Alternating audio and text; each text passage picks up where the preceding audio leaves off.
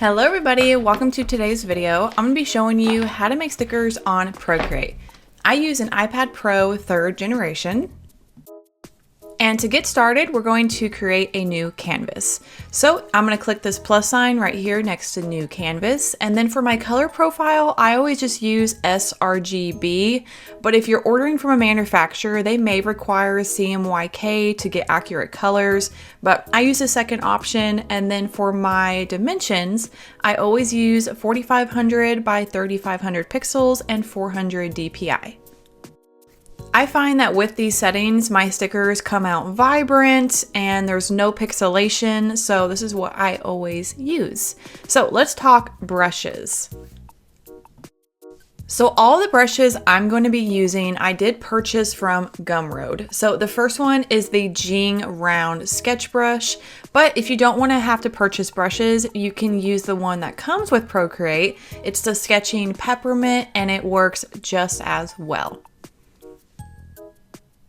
Next one I'm going to be using is another one by Jing Paint. It is the Round Render. I like this one because as you can see, there's a bit of a texture to it.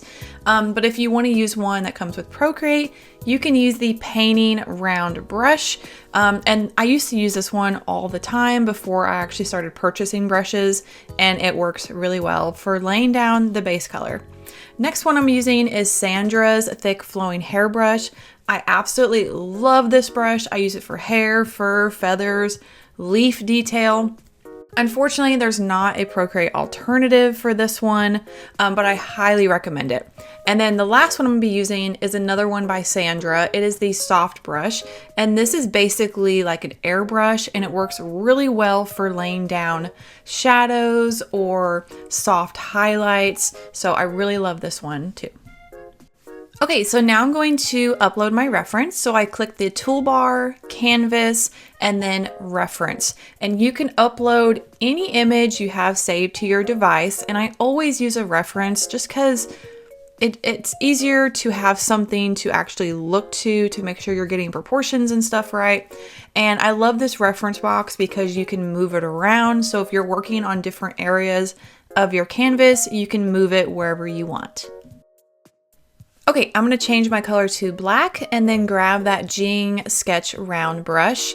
And then these brushes I did buy in bundle packs. So if you do want to purchase some brushes, I highly recommend getting them in bundles because then if that artist ever does updates, you get those for free. So both the Sandra and the Jings I bought in their giant like bundled sets. So when it comes to sketching, I just do like a quick rough sketch. I don't really worry too much about what it looks like.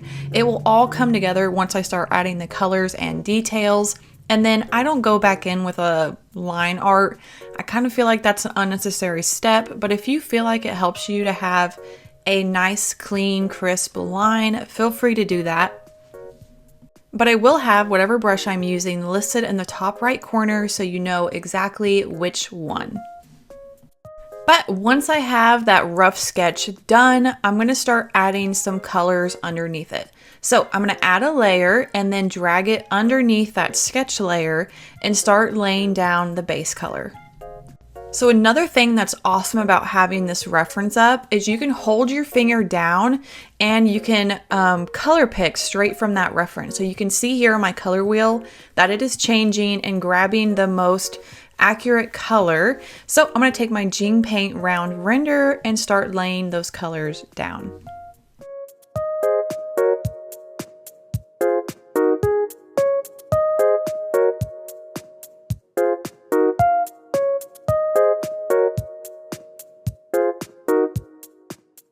Once I'm done with the base color on the cat, I'm going to add another layer and drag that underneath the cat. That way I can add the box and have them as two separate layers. So when I start adding details and shadows, I don't have to worry about getting it on the cat or vice versa. So I work with multiple layers just so it makes it easier when I start adding those extra details. So once I have all the lines connected to the box, I can simply drag my color wheel down and fill that box in. So that's an easy way to add the base color. So I turn the opacity down on my sketch layer.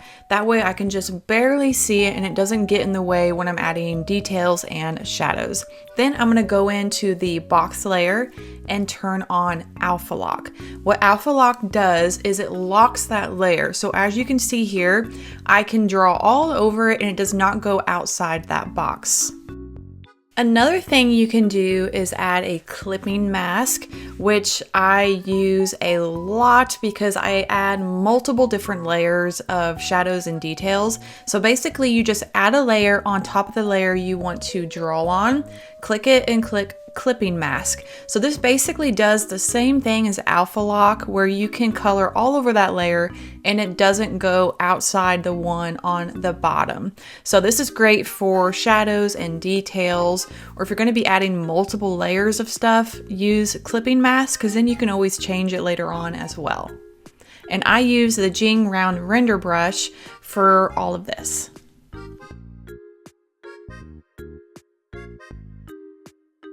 Okay, once I've added a few little color splotches, I'm gonna take this hand, this is the smudge tool, and use that same round render brush to start blending out some of these colors.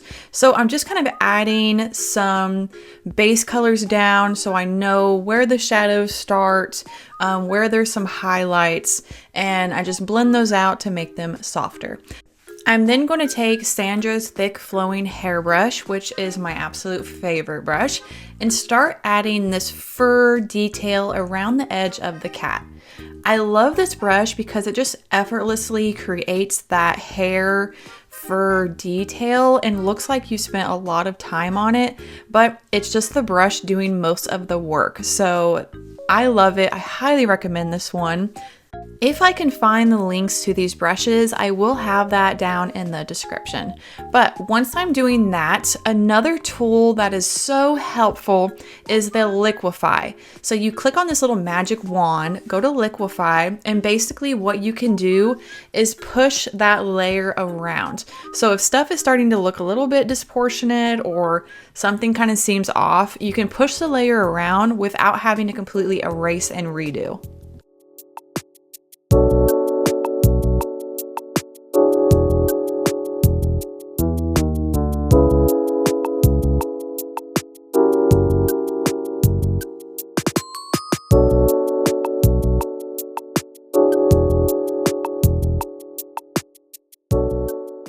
So then I'm going to duplicate that eye layer and then take the selection tool and flip it horizontal. So this is a great tip if you want to create a symmetrical look. So I want both eyes to be the same and I don't want to have to redraw the same eye. So I use this all the time for like the other ear or the other side of the nose, which you can see I do here, just to make sure both sides are the same. But I'm gonna finish up this cat in a box and I will be back when we're ready to add the sticker outline.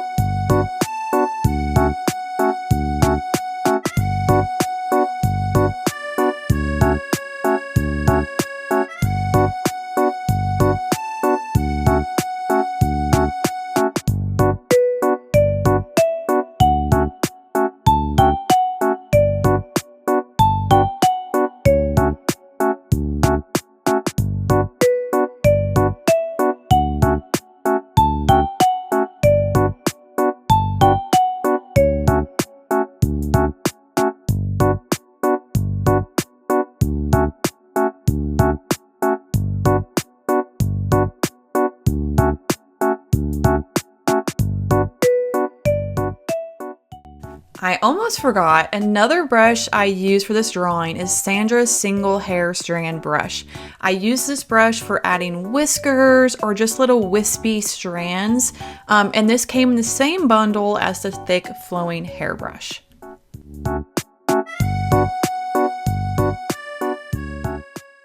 Okay, I'm ready to add the sticker outline. There are two ways you can do this. The first one is you can create a group or just merge all of your layers. And then what we're going to do after I create this group is we're going to duplicate that layer and then flatten it, fill it with white, then turn the alpha lock off, Gaussian blur it to about 14 or 15%. Take the lasso tool on automatic color fill and just click it.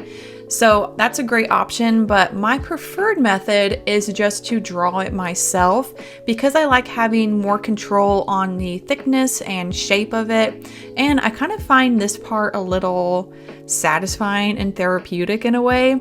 And so this is my preferred method, but you just do that underneath your drawing layer as you can see here, and then you can just take your color wheel over and fill that layer in. If you're happy with your design and you don't see yourself wanting to go back and alter it, I'm gonna go ahead and merge my group together and just create one single layer. Then what I'm gonna do is I'm going to clip it down to that sticker border layer. And why I'm doing that is because if I have some random dot on my actual drawing layer, Cricut will try and cut that little dot out if it's not clipped to the sticker border. Because I get a little messy when I'm drawing, and sometimes I get random marks here and there, so I always clip it just to be sure.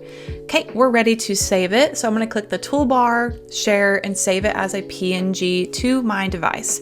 If you want to know how I actually get the image over to Cricut and set up the canvas, I have a whole separate video called How I Make Stickers with Cricut and Procreate, and I'll have that linked down below. But otherwise, I hope you enjoyed this video. If you ever follow any of my tutorials, don't forget to tag me, and I'll see you in my next video very soon.